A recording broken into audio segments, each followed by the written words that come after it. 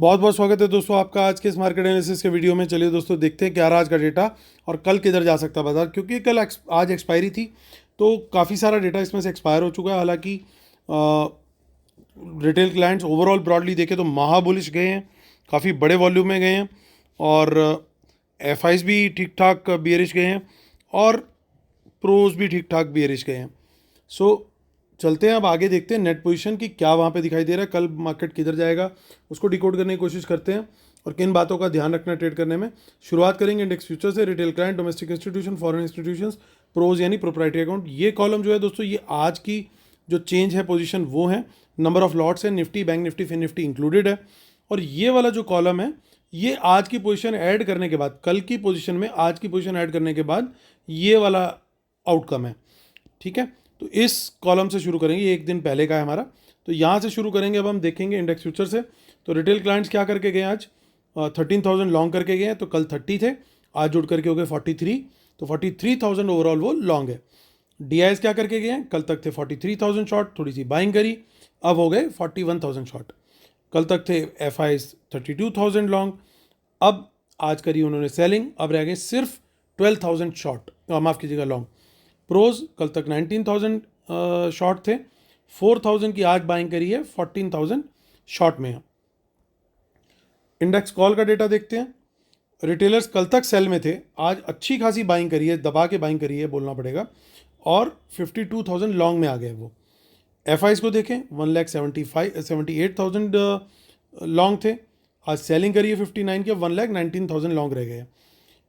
Pros 72,000 short थे call में, तो यानी उन्होंने पूरी कॉल रोल ओवर करी अपनी, ऑलमोस्ट 1 लाख और शॉर्ट करी, 1,72,000 शॉर्ट में आ चुके कॉल में, यानी मार्केट को मंदा देख रहे हैं, इसलिए कॉल को बेच के गए हैं। इंडेक्स पुट का डेटा देखते हैं। तो हमारे बब्बर शेयर कल तक 75,000 लॉट बेच के बैठे थे, आज कितने बेचे, 2,20,000 और बेच दिए, तो 2,95,000, यानी डेंजर मार्क जिसे हम बोलते हैं, 3 लाख लॉट का डेंजर मार्क होता है, उसके बिल्कुल बराबर में पहुंच गए। ये सारी नेकेड पुट सेलिंग है।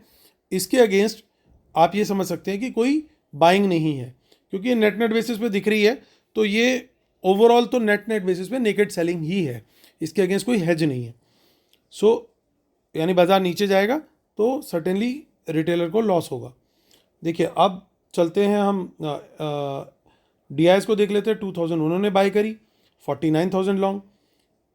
एफ कल तक 2,30,000 लॉन्ग थे, आज 17,000 और बाय करी, 248 लॉन्ग हो गए उनके। अब प्रोज को देखें तो कल तक 2,02,000 पुट सेल था उनका, और शायद इसीलिए इन्होंने बाजार को सुबह एक बाउंस दिया, ताकि ये इनकी पुट सेलिंग जो है इसको कवर कर सके कहीं ना कहीं, और ये अल्टीमेटली सारी पुट बाय करके ऑलमोस्ट न्यूट्रल आ गए।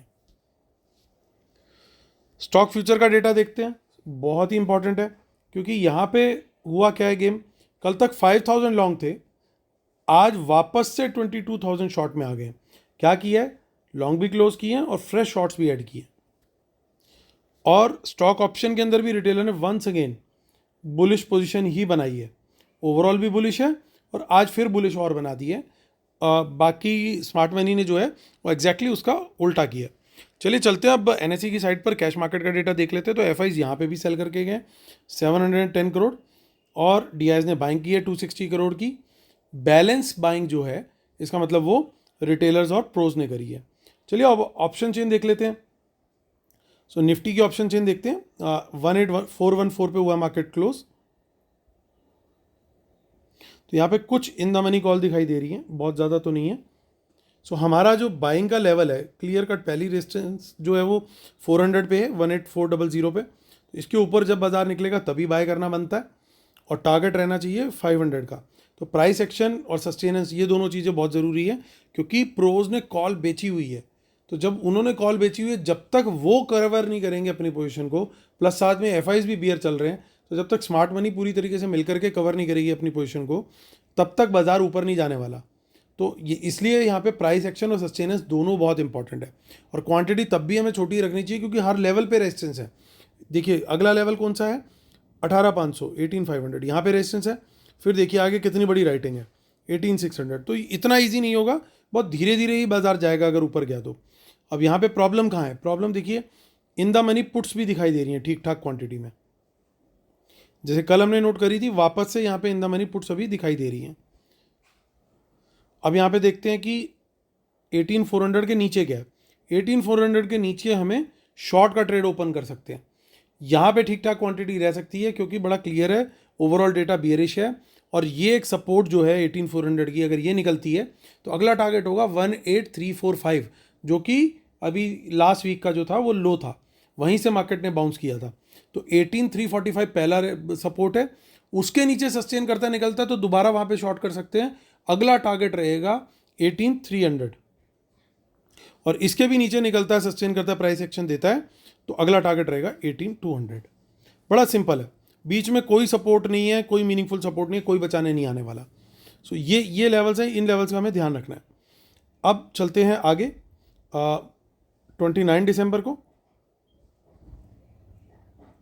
सो 29 दिसंबर में भी कुछ इन द मनी कॉल्स दिखाई दे रही है।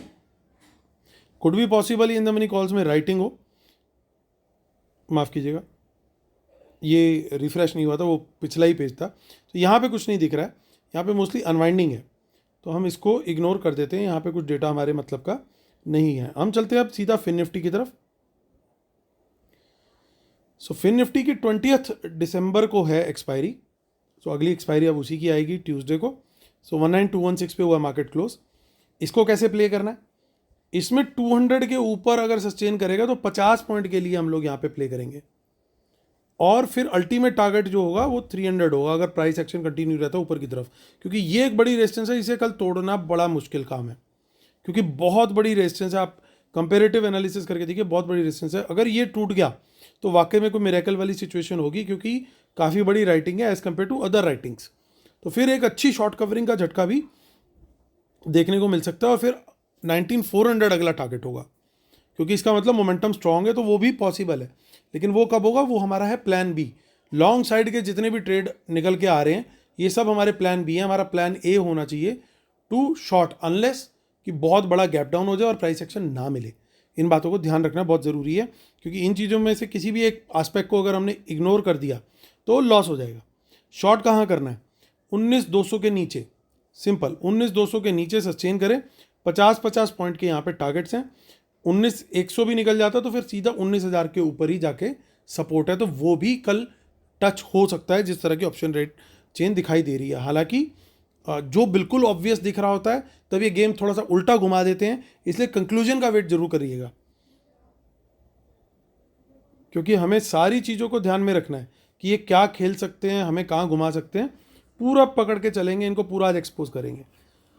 4,3,500 के आसपास मार्केट क्लोज हुआ है। सो हमारी जो इन द मनी, अब देखिए यहाँ पे एक्सपायरी हम पकड़ के चल रहे हैं, अब हमें पकड़नी होगी 22 दिसंबर की। सो 22 दिसंबर की एक्सपायरी हमारी जो बता रही है वो कुछ ना कुछ इन द मनी कॉल्स को दिखा रही है। माफ़ कीजिएगा, हम लोग दोबारा देख लेते हैं निफ्टी ऑप्शन चेन को। आप भी चाहें तो इसको सर्च कर सकते हैं आराम से इस पेज को, और देखिए 22 दिसंबर को हम खोलेंगे और देखेंगे हम बैंक निफ्टी को।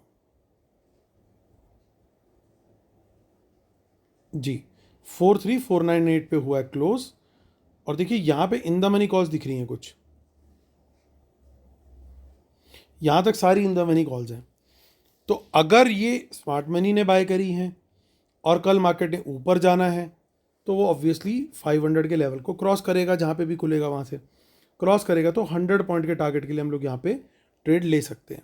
लेकिन ढंग का ट्रेड हमारे को मिलेगा तभी लॉन्ग साइड का, जब 600 के ऊपर निकलेगा बाजार, उसमें भी फिर 700 तक का ही टारगेट, क्योंकि हर लेवल पे यहाँ पे रेजिस्टेंस मौजूद है। अब देखिए यहाँ पे प्रॉब्लम कहाँ आ रही है, प्रॉब्लम ये आ रही है कि इन द मनी पुट्स की गिनती देखिए कितनी ज़बरदस्त क्वांटिटी में यहाँ पे बाइंग हुई है, जबकि नई एक्सपायरी है तो यहाँ पे भी बाय करके गए हैं वो पुट्स। तो शॉर्ट का ट्रेड जो है वो 43,500 के नीचे हमारा इंतज़ार कर रहा है, और गेट ओपन हो जाएंगे फर्दर डाउन स्लाइड के 43,400 के नीचे। ध्यान किस बात का रखना है, once again repeating, price action नीचे की तरफ गिरता हुआ दिख रहा हो, ये लेवल टूटने के बाद जो लेवल बोल रहा हूँ, और वहाँ पे सस्टेन भी करता हुआ दिख रहा हो, तो ये दो चीज़ें आपको दिखी तो वहाँ पे आप शॉर्ट का ट्रेड ले सकते हैं। और टारगेट जो है वो ओपन है, कहाँ तक, इवन 43,000 तक के टारगेट जो है ओपन है। आगे की ऑप्शन चेन भी देख लेते हैं इसमें।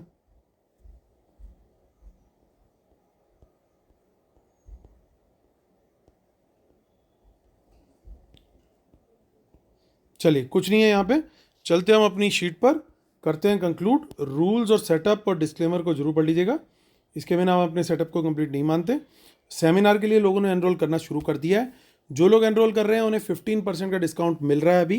पहले 25 एनरोलमेंट के बाद ये डिस्काउंट पूरी तरीके से विड्रॉ कर लिया जाएगा। दूसरा एडवांटेज ये मिल रहा है कि जो इमीडिएट बेसिस पे एनरोल कर रहे हैं उन लोग को लाइव एनालिसिस इमीडिएटली स्टार्ट हो रहा है सेम डे से, और आपको ये एनालिसिस तब तक फ्री मिलता रहेगा, कब तक? सेमिनार की डेट से 2 महीने आगे तक। सेमिनार में ऑलमोस्ट अभी 1.25 महीना बाकी है, तो आपको 3.25 महीने का एनालिसिस जो है और मेरे ट्रेड्स लाइव वो मिलते रहेंगे, और आपको पूरी गाइडेंस भी इसके साथ साथ मिलती रहेगी।